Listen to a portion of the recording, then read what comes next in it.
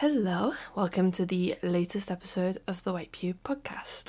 If this is your first ever episode, my name is Gabrielle Della Puente, and the White Pew is a website that I share with my friend Zarina Mohammed. Every Sunday we take turns publishing a text about a cultural thing that we've been thinking about, so this week it's my turn. This is going out on the 1st of June 2025, and it's a bit of a 2-for-1, so you are going to get thoughts about Radio 1's big weekend, and you'll also get some bonus thoughts about a book. Stick to the end for the emoji of the week, and we've got a Patreon. If you want to sign up, you get access to our Discord, and that's it. You don't have to do anything, you can just listen. Or you could turn it off halfway through if you can't be asked. I'll never know. I don't look at the stats. Okay, enjoy. I'm finding Ed Atkins's new book, Flowers, clever and cheeky, and also way too rich for my liking. Is it true Fitzcarraldo wrapped their series of non-fiction books in white paper that picks up dirt like a rubber at the bottom of a school bag, so that they can only be sold and never, ever returned? This Atkins book is like reading someone's decade-long Twitter timeline, except all the thoughts have been printed off, line breaks deleted, some punctuation gone too, coagulated nicely into a very insistent monologue. It's a text made up of observations about vaping and decorating and the material limits of the body. I don't want to return the book. That's not what I'm getting at. I just have it in front of me now, and even though it's only been 2 weeks, I can see the material limits of Fitzcarraldo. This thing is turning into the recycled paper version of itself. Like, it might give up being a book if I were to do a little spit on it. Now, I don't normally write about things before I've gotten to the end of them, but I will probably be a fan of this Flowers book eventually. I've been a fan of Ed Atkinson's work ever since I was an art student. He is, in part, to blame for my entire life. Between his CGI characters mouthing off and singing about things I couldn't understand at a Serpentine solo show back in 2014, and a Heather Phillipson exhibition 2 years later at Whitechapel Gallery, full of stacks of poetry printed on A4 paper that you were allowed to slip into your pocket, I think. I learned artists could also be writers, and I stopped making art altogether to do this instead. It's gonna take a long time before I actually finish this latest book of his, because I'm only reading a few lines every now and again. I'm the one making it timeline-like, because if I read it as is, it's too full on. I can feel myself being backed into the corner of a smoking area, and I vowed years ago to never take part in conversations with men I couldn't instantly bail on. So, I probably read another inch of the book at around the same frequency I wash my hair. This isn't necessarily a bad thing, because it's so drawn out. The contents have a habit of sticking in my head. Last week, after I had squeezed the life out of another John Frieda bottle, I got to a bit where Ed Atkins writes about music. He says, "I realise the feeling a piece of music teases by listening to it over and over. I get closer with each listen to a point of mistaken identity. This is different than thinking music is about me. This is mutual. Music wants its heart found, and mine too, in turn, for it. I weep with music, because I am the same as it, and where it goes, I mourn and envy, as if I could too." I enjoyed his musings, even though I didn't really know what he was going on about. And then a few days later, I sort of thought that maybe I did know what he was going on about when I found myself unexpectedly in a crowd of hearts and music and envy at Radio 1's big weekend. I wasn't supposed to go because it was sold out, and also I didn't actually know it was happening. I guess it's like not being able to see the curvature of the earth when you're just standing on a road. Back whenever they announced the festival, it was a big thing over there that didn't exist because I was living in a smaller world. Long COVID went all out for our 4-year anniversary. Big things didn't exist. I didn't know this major operation would be coming to a park so close to my house that I'd be hanging washing in the yard on Friday night listening to the Biffy Clyro Man twanging in the airspace between an overcast blankety sky and the tops of Liverpool houses. I shouldn't have hung the washing out that night. The northwest is in drought, but that man singing in the clouds finally made it rain like a good old Scottish god.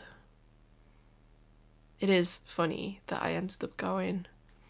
I'd waited like Polly Pocket for 13 months for a prescription from my cardiologist for some last chance saloon medication called Midodrine that, I don't know, I wasn't even sure it would help. But then it did work. And since April, I've been practicing standing up for longer than 10 minutes, and then longer than 20, and then half an hour, and then one time a whole 45 minutes. And I've been washing my hair in the shower, much to John Frieda's relief. And I've been hanging clothes out to dry, and then bringing them back inside when they get rained on, and it's no big deal, because look, I can sort of move again. I've been going to physio. I've been feeling less sick. I've been asking Instagram if anyone has an in to this BBC festival I've only just found out about. And Instagram said, "Yes, hello, I'm the headliner's manager. I'm a fan of your work. Let me see what I can do." I showed my access card on the way in and got a yellow wristband that gave me access to the raised platform for people who use wheelchairs or just need to sit down for a bit like I do. And so I heard Biffy Clyro in the sky on Friday night, but by Saturday afternoon I was pissing in a portaloo. Ed Atkins's book comes back into it now, because I was just on my own the whole time having conversations with myself in my head. He'd said, "I realised the feeling a piece of music teases by listening to it over and over. I get closer with each listen to a point of mistaken identity." The music I didn't know, I felt nothing for, and was no one to it, but listening to the Blossoms mophead in his clean leather flares, I thought that it's good to see musicians live before ever listening to studio albums. Might be the right order, because then you know if they are telling the truth or not. Blossom's Man was true, and I suppose if you trust the musician's identity, it's probably much easier to let go of your own, like having a designated driver for drink or drugs or cultural awakenings.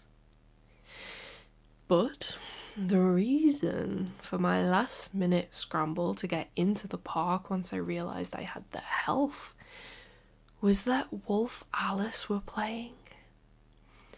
They must be the band I've listened to most since COVID ate my nervous system. A band I thought I would never see live because of that nervous system having been eaten. So I'd made do watching live performances on YouTube and their visual album for the 2021 release Blue Weekend. A long rehearsal for fandom. I've listened to them enough that It's beyond teasing the feelings out of their music at this point, and more like I'm convinced they have been whispering the answers directly to me through my headphones. As though I am so familiar with the songs that I just objectively know something impossible, some meaning that might not even be there to know. I do not get this delusional with exhibitions, books, video games, or films, by the way. Music specifically just undoes all the logic inside my big round head. Maybe that's why Ed Atkins started to make more sense once I was at the festival. Sometimes I need other people to point things out before I can finally see them, or believe them enough to agree they're probably right.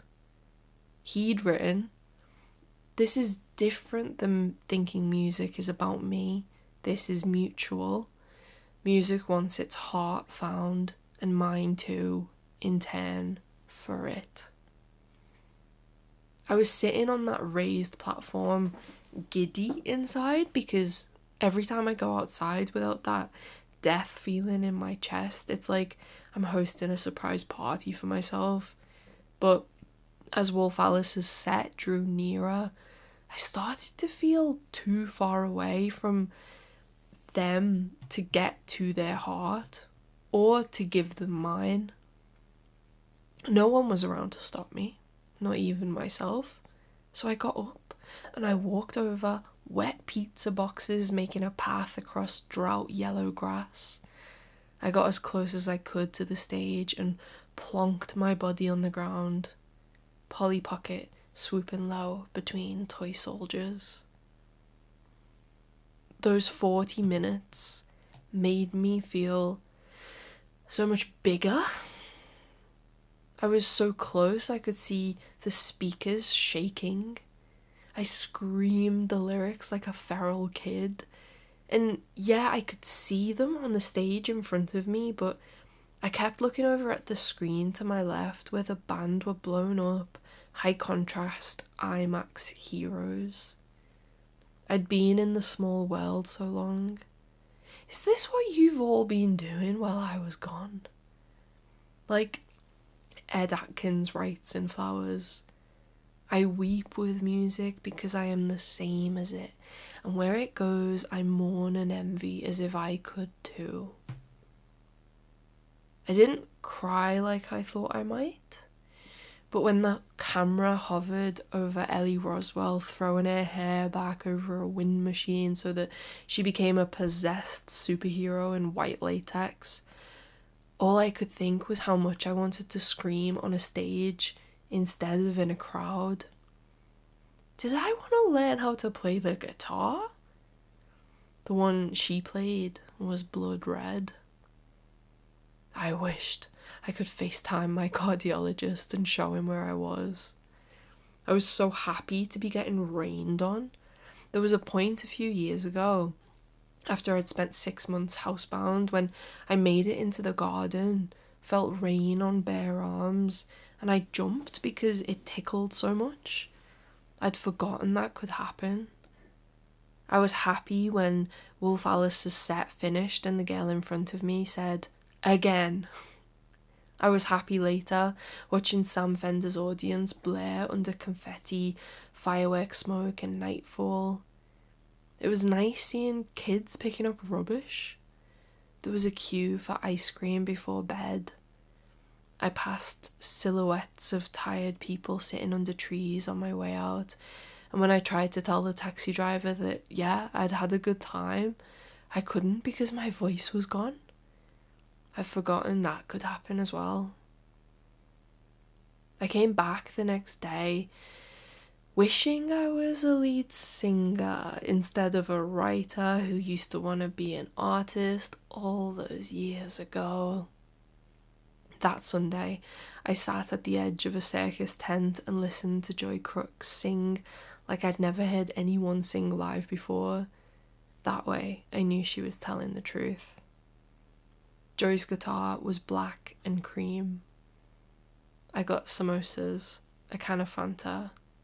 The rain found its way back into the schedule while I watched the Liverpool band Courting, who took the piss, but artistically. The same way Ed Atkins is sort of taking the piss with this book. I've listened to their album every day since. Back on the raised platform to catch my breath, I watched the girl from Wet Leg flex her biceps. Her guitar was covered in stickers.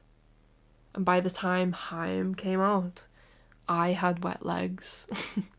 Haim's sister, Esty, poured a bottle of water over her head in solidarity. The girls had 3 guitars between them. I don't really want to be a lead singer.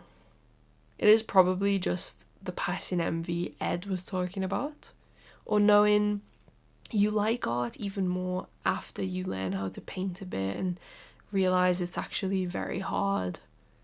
My boyfriend tried to teach me a chord shape after I arrived home, talking about all the girls with guitars, and it was a bit like the time I had a lesson in Mandarin and couldn't coax my body into the right shape. I immediately gave up my career as a musician, which is good because I like writing, and I found Haim on iPlayer so I could show him what I'd just seen. Halfway through, the camera looked over its shoulder at the crowd, and I jumped because I could recognise myself in the bubble bath of heads. I know now that I realise the feeling a piece of writing teases by reading it over and over. I get closer with each read to a point of mistaken identity. This is different than thinking writing is about me. This is mutual. Writing wants its heart found, and mine too, in turn, for it. Okay. If you're here at the end of the text, can you please comment a flower emoji on today's Instagram post? There's loads of flower emojis, so you can pick what you like. Isn't it nice to have happy texts after 4 years of whatever that bullshit was? Okay, thank you for listening. Please sign up to our Patreon if you can, for many reasons. I won't get into it now, maybe next time. And buy our book, Poor Artists, if you want to read a story about... There's too much. I'm tired. It's a good book. See you later. Bye.